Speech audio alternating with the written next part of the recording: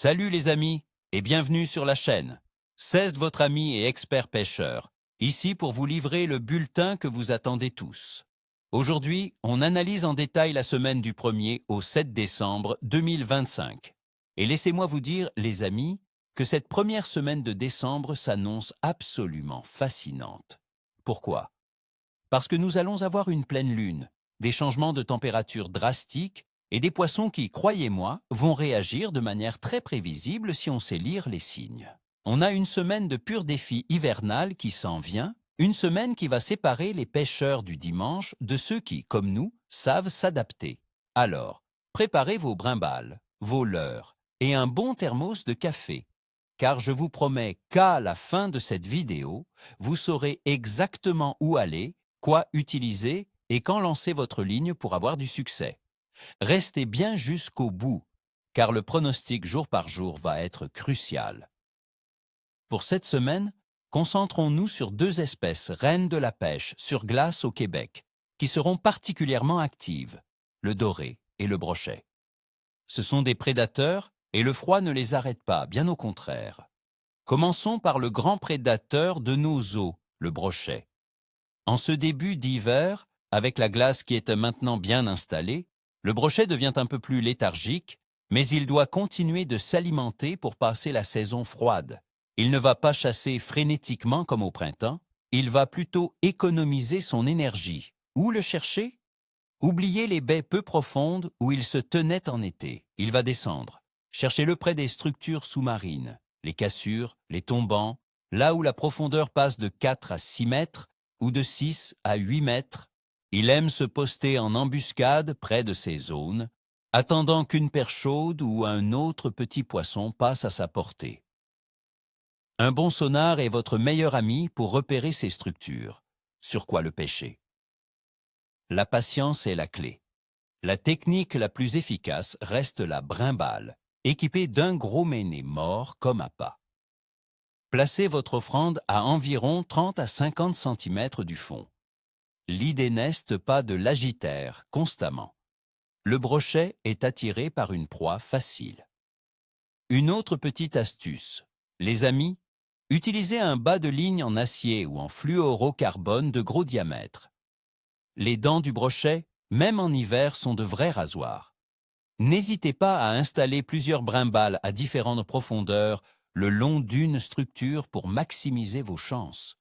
Passons maintenant au magnifique doré, ce poisson aux yeux de verre qui nous donne tant de fils à retordre. Le doré est un poisson de groupe. Si vous en trouvez un, il y en a probablement d'autres pas loin.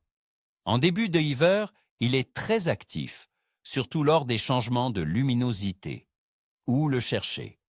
Tout comme le brochet, il quitte les zones peu profondes. Cherchez les plateaux sous-marins, les pointes de roches qui s'avancent dans le lac, à des profondeurs allant de 5 à 10 mètres. Le doré aime les fonds durs, rocheux ou sablonneux. Un autre indice.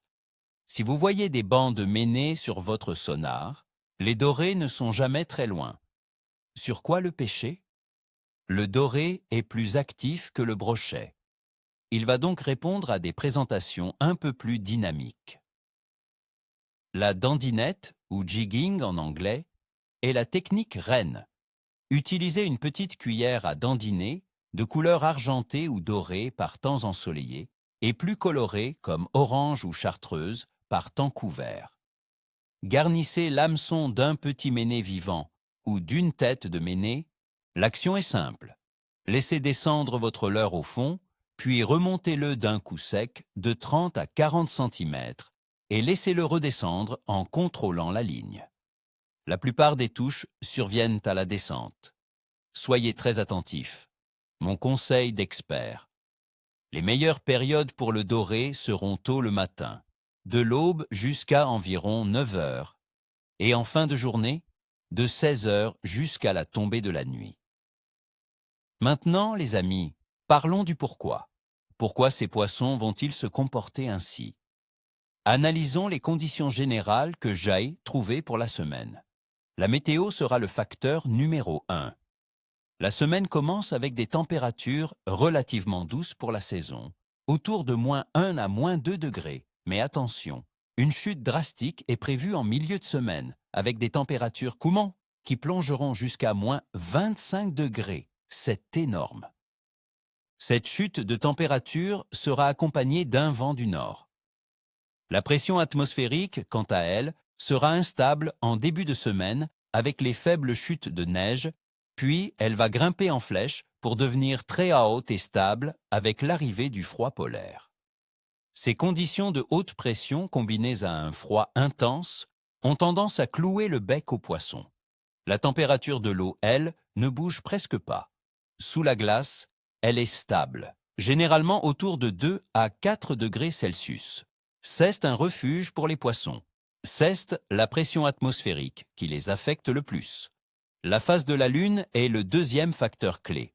Nous commençons la semaine en lune gibbeuse croissante pour atteindre la pleine Lune le vendredi 5 décembre. La pleine Lune est souvent associée, selon les croyances des pêcheurs, à une forte activité des prédateurs, surtout la nuit. En combinant cela avec la météo, on peut s'attendre à une fenêtre d'activité intéressante.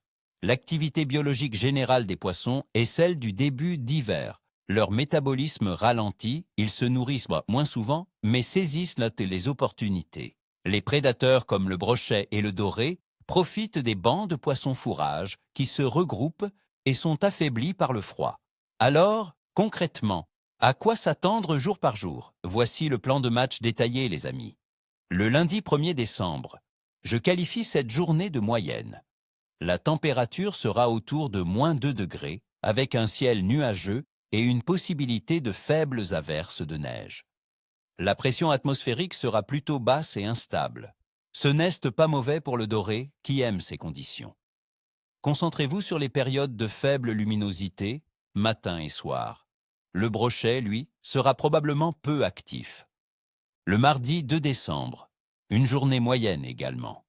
Le temps se refroidit un peu, avec des températures qui descendent entre moins 8 et moins 13 degrés. Le ciel reste couvert, la pression commence à monter, l'activité des poissons sera similaire à celle de la veille. Une journée de transition. La patience sera votre meilleur allié. Le mercredi 3 décembre, je dirais que le potentiel de cette journée est moyen à faible. Une nouvelle faible chute de neige est possible. Les températures tournent autour de moins 6 à moins 10 degrés. La pression est encore en changement.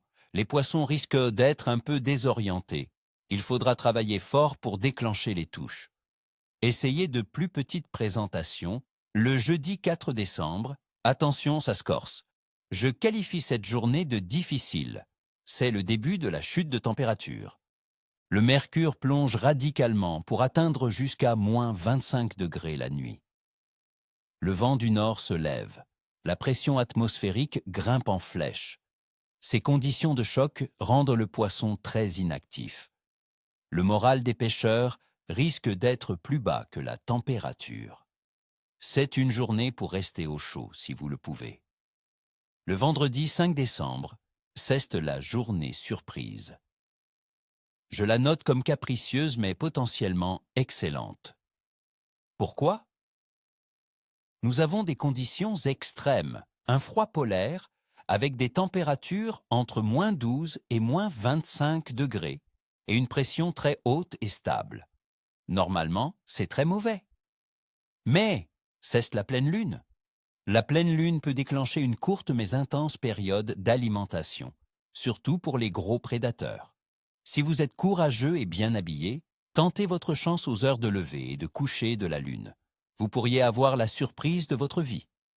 Le samedi 6 décembre, une journée que je prévois faible. Le froid intense et la haute pression sont bien installés. Les températures restent glaciales, entre moins 9 et moins 17 degrés. La lune commence à décroître. Le poisson sera probablement encore sous le choc du changement brutal de météo. Les chances de succès sont minces. C'est une bonne journée pour entretenir son matériel. Et enfin, le dimanche 7 décembre, le potentiel sera faible à moyen. Le temps se radoucit très légèrement, avec des températures autour de moins 13 à moins 19 degrés. Le ciel sera partiellement nuageux. La pression est toujours haute. Les poissons commenceront à peine à s'habituer à ces nouvelles conditions. Le début de l'après-midi pourrait offrir une petite fenêtre d'activité, mais il faudra être très patient. Voilà, mes chers amis pêcheurs, vous avez toutes les cartes en main pour affronter cette semaine. N'oubliez pas que la pêche n'est pas une science exacte, mais en comprenant les conditions, on augmente considérablement nos chances. Alors, habillez-vous chaudement, soyez prudents sur la glace et surtout, profitez de chaque instant passé au bord de l'eau. Je vous souhaite à tous ni queue ni écaille. N'oubliez pas de vous abonner, de laisser un like si cette vidéo vous a été utile et surtout, partagez vos propres expériences dans les commentaires. Quels sont vos plans pour le week-end?